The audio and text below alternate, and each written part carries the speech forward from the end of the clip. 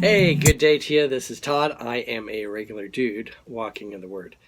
Hey, we're going through Genesis right now, and today we're going to be starting Genesis chapter 30, doing the whole 2 verses there to start things out. And it's called Replacing God with Man. Okay?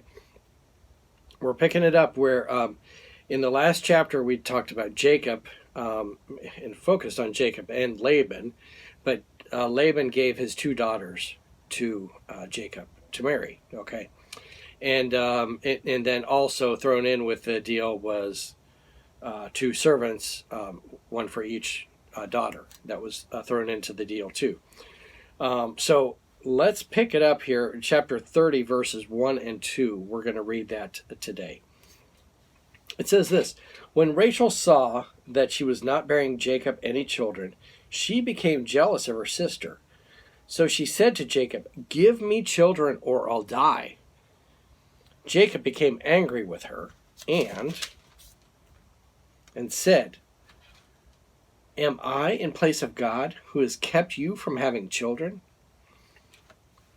That's where we're ending. That's a lot said in those 2 verses there. She was angry because her sister was having children. She had four boys already, okay, and she wasn't having any children, all right, and so she was mad and she was blaming Jacob, okay. And was Jacob the problem? No, he was just fine. He was having all kinds of babies with the ugly sister, you might say, with Leah. And so that wasn't the issue. But what Jacob was angry about was that things that he knew were controlled by God, she was putting on him. Okay, she was taking the anger out on him, like, "Give me children." And he's like, and he was mad because it's not his fault, it's not his deal, it's up to God for that to happen. Okay, what she was doing was she was there's things that only God can do, okay? And she was replacing that with man, okay, her husband.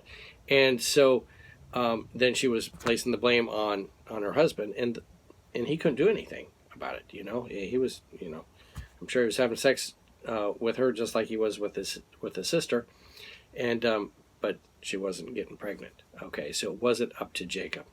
And Jacob realized it's not my fault, and then he was mad about that. What I want you to see is this.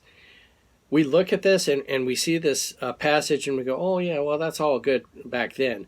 But you know what? The same thing still happens today. There are things that are controlled by God, and we have acted like God doesn't exist or he can't possibly control that. And we put that like in man's hands, okay? So different things that will happen, and I won't list off those things, okay? You and I know good and well what those things are.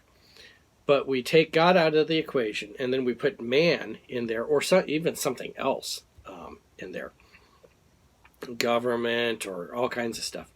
And we replace God with man, okay? And we're guilty of that. All across the board today, we are guilty with that.